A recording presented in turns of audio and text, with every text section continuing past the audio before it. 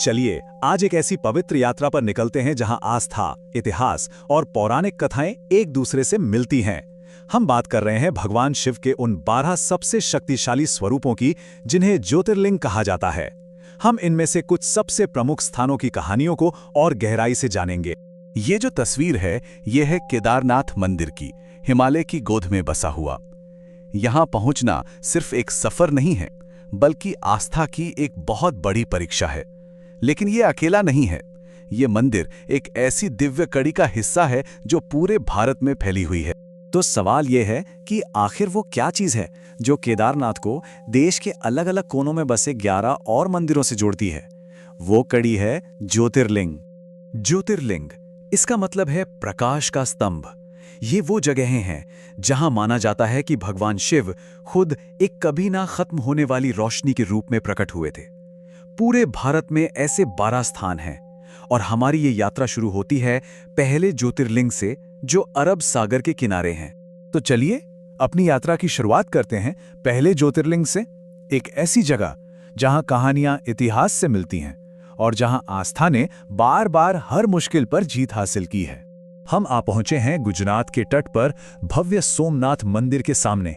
इसका नाम, जिसका मतलब है चंद्रदेव के रक्षक, एक बहुत पुरानी कहानी से जुड़ा है जो यहीं इसी सागर के किनारे घटी थी। तो कहानी कुछ यूं है कि चंद्रदेव की शादी दक्ष प्रजापति की 27 बेटियों से हुई थी, लेकिन वो अपना सारा प्यार और ध्यान सिर्फ एक रानी रोहिणी को ही देते थे। अब इस भेदभाव को देखकर दक्ष को इतना गुस्सा आया कि उन्होंने चंद्रमा को श्राप दे दिया कि तुम्हारी सारी चमक, सारी रोशनी खत्म हो जाएगी। और देखते ही देखते श्राप का असर होने लगा। चांद की रोशनी कम होने लगी। पूरी तरह से अंधकार में डूब जाने के डर से चंद्रदेव ने इसी तट पर आकर भगवान शिव की बहुत कठोर तपस्या की और उनसे माफी मांगी। भगवान शिव उनकी भक्ति से प्रसन्न हुए। उन्होंने श्राप को पूरी तरह खत्म तो नहीं किया, लेकिन उसे बदल दिया। उन्होंने चंद्रमा को वरदान दिया कि तुम्हारी रोशनी घटेगी और फिर बढ़ेगी। और यही वजह है कि हम आज भी पूर्णिमा और अमावस्या देखते हैं। इसी वजह से शिव यहाँ सोमनाथ कहलाए। लेकिन सोमनाथ की कहानी सिर्फ पौराणिक कथाओं तक ही नहीं है। इसका इतिहास बहुत संघर्ष भरा रहा है।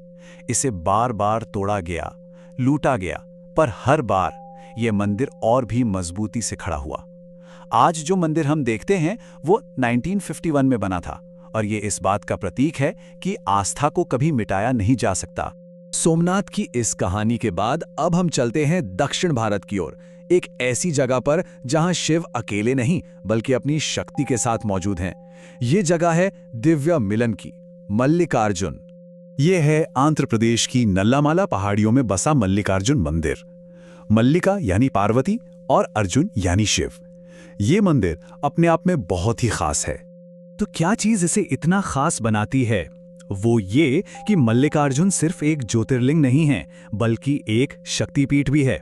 ये भारत की उन गिनी चुनी जगहों में से है जहां शिव और शक्ति दोनों की सबसे ऊंची ऊर्जा एक ही जगह पर मिलती है। ये शिव और उनकी शक्ति का संगम है।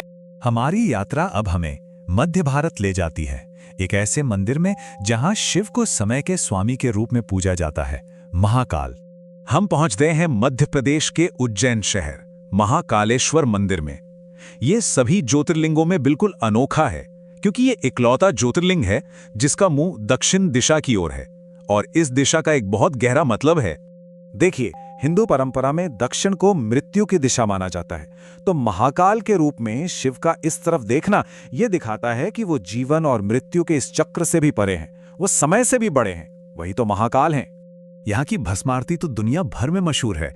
ये एक ऐसा अनुभव है जिसे शायद शब्दों में बताना मुश्किल है। हर सुबह सूरज उगने से भी पहले ताजी चिता की भस्म से महाकाल का अभिषेक किया जाता है। ये एक बहुत शक्तिशाली प्रतीक है जो हमें याद दिलाता है कि ये जीवन नश्वर है और शिव ही वो अंतिम सत्य हैं जो इस जीवन मृत्यु से परे हैं। अब हमारी यात्रा हमें वापस वहीं ले आती है जहां से ये सब शुरू हुआ था। हिमालय की बर्फीली चोटियों पर हमारे सफर का सबसे चुनौतीपूर्ण पड़ाव, केदारनाथ। हम केदारनाथ वापस आ गए, पर अब इसे देखने का हमारा नजरिया बदल गया है। ये सिर्फ एक खूबसूरत मंदिर नहीं, यह भक्ति की सबसे बड़ी परीक्षा है। यहां तक पहुंचना ही अपने आप में एक तपस्या है। माना जाता है कि इस मंदिर को पांडवों ने बनवाया था। महाभारत के युद्ध में अपने ही रिश्तेदारों को मारने के पाप से मुक्ति पाने के लिए वो भगवान शिव का आशीर्वाद लेने यहां आए थे। यहां पहुंचने का रास्ता गौरीकुंड से शुरू होता है। 16 किलोमीटर की सीधी मुश्किल चढ़ाई। ये सिर्फ एक ट्रैक नहीं है, ये शरीर और मन दोनों की परीक्षा है। इस रास्ते पर रखा गया हर कदम अटूट आस्था का सबूत है। तो सोमनाथ के तट से लेकर केदारनाथ की चोटियों तक इन सभी शक्तिशाली जगहों का एक साथ मिलकर क्या मतलब निकलता है? ये सिर्फ मंदिर नहीं है। तो आखिर ये ज्योतिर्लिंग क्या हैं? ये सिर्फ मंदिर नहीं है, बल्कि आस्था की उस शक्ति का प्रतीक हैं जिसे कभी हराया नहीं जा सका। ये वो जिंदा केंद्र हैं जहां हजारों साल पुरानी परंपराएं आज भी सांस लेती हैं। ये वो ऊर्जा के स्रोत हैं जहां लोग मोक्ष की तलाश में आते हैं।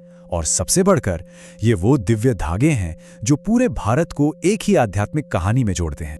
तो अंत में ये सवाल उठता है, किसी जगह को पवित्र क्या बनाता है?